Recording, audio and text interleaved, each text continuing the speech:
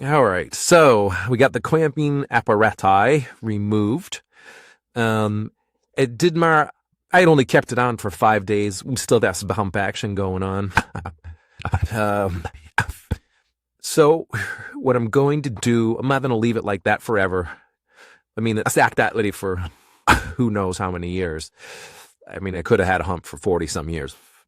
So I'm not patient enough to let that just sit. But at least we learned that the clamping forces aren't huge to bring this back to level. So I took a Forstner bit and I marked out where my joist was.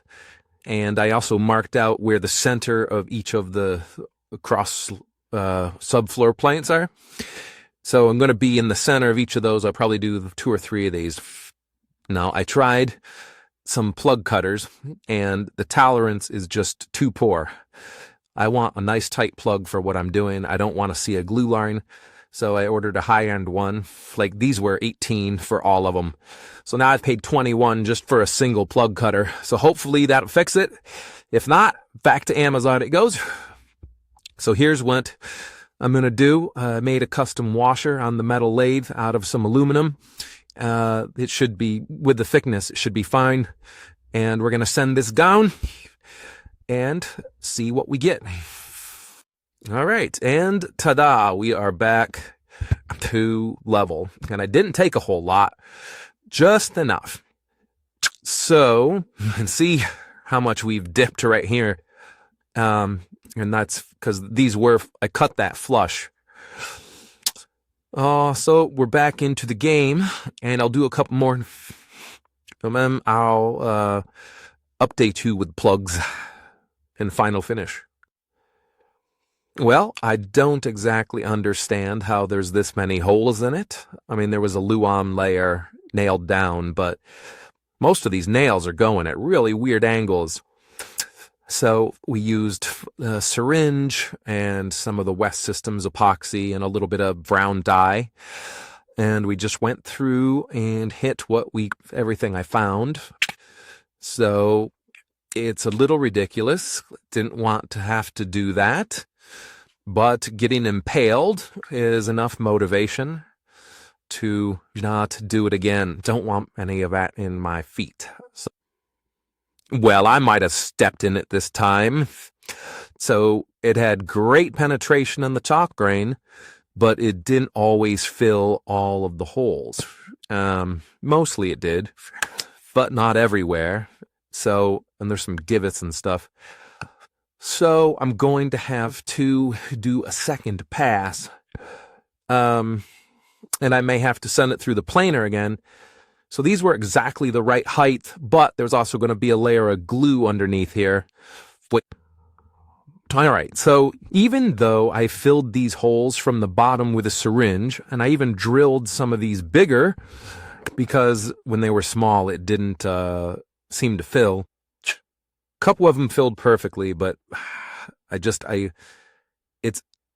like the blob that was sitting on top sucked the epoxy out of the hole, because there's nothing in there, and it was full. And I still have some staining. Well, I think folds will work out just fine. I mean, you were always going to see some nail holes. I probably made it a little worse, but it's okay. This piece looks different than the rest. All right, so our color match looks pretty good. It looks a little shadier when we're in there because I need to do some of the damage on the floor itself, which is fine. Now, it's going to sit just a little bit lower. So I have some of this 1 mil plastic. I'm going to put 3 little pads of this.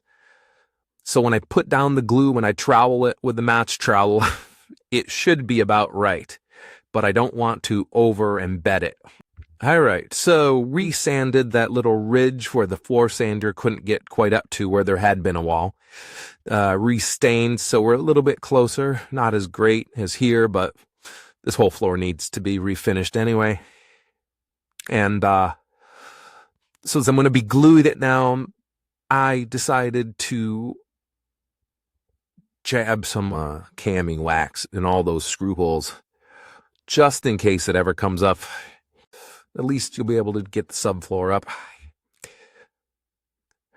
Well, it's no surprise to anyone that this whole floor needs to be refinished, so I don't feel too guilty about the stain not matching, even though it's the exact same wood, exact same age.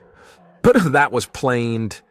The plugs were taken down with a belt sander and then a finish sander. This top layer is thirsty. So I don't really care enough to fuck with it. We're flat. The vinyl will go down nice. So that turned out well. That was kind of that we have support and that we're flat and that it will take vinyl. I do have a little bit of a ridge, just slight here, but maybe I'll sand that into place and say pocket. So mouse probably caused by those plastic shims that I put in. Baby, I didn't need them. But we're flat here. This is kind of an aberration. There was a lot of, we're flush and I don't do a fuck anymore. I am fresh out of fucks to give. So that's going to get me through until the vinyl plank comes back in stock, or I have to suck it up and remove this section and replace it with something that looks similar. And maybe I'll paint that in the meantime, maybe not. One final thing is, your finish is hammered when painter's tape is bringing up layers of Bataco.